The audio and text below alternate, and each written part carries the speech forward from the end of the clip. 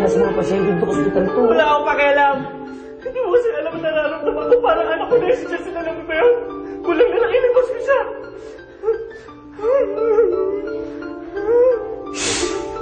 Ba't tagal niya dun sa loob? Hindi kaya masama na ilagay niya? Sila kasi ang loob mo. Si Justin! Nasaan si Justin?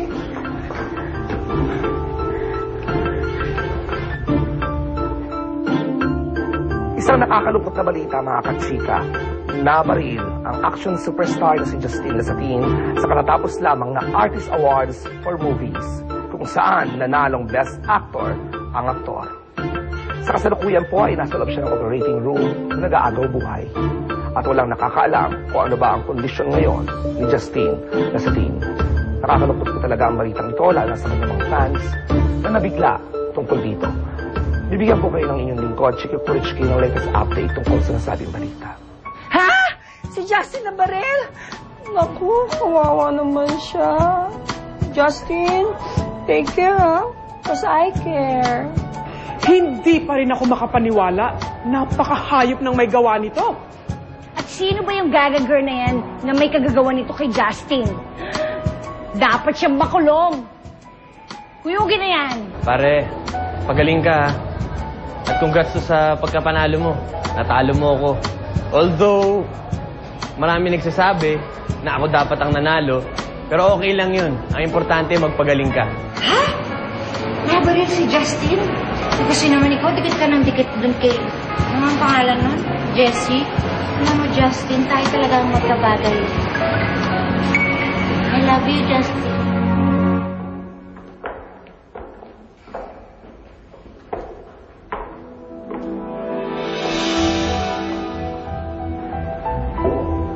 Elaine? Jessie, anong ginagawa mo dito? I'm sorry. Hindi ko talaga sinadya. Hindi mo sinasadya? Sorry talaga, Jessie. Akala ko ba mahal mo si Justin? Paano mo nagawa to sa kanya?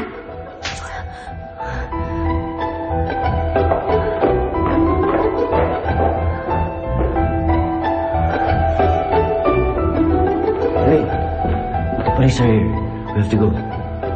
I know. Ako na patawag sa kanila. You did what? Susuko na ako, Luigi.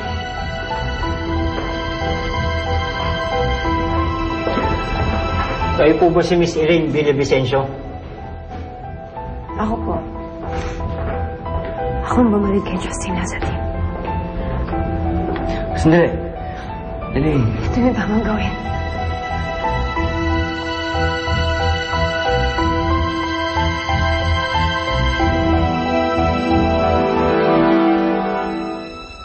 Ang latest update, mga kachika, sumuko na nga po ang babaeng di umanay bumaril kay Justin Lasatin.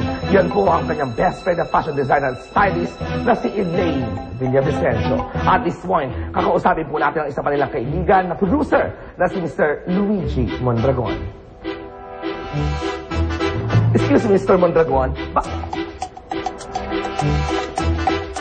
Mr. Luigi Mondragon, ako'y Miss na. Back to studio.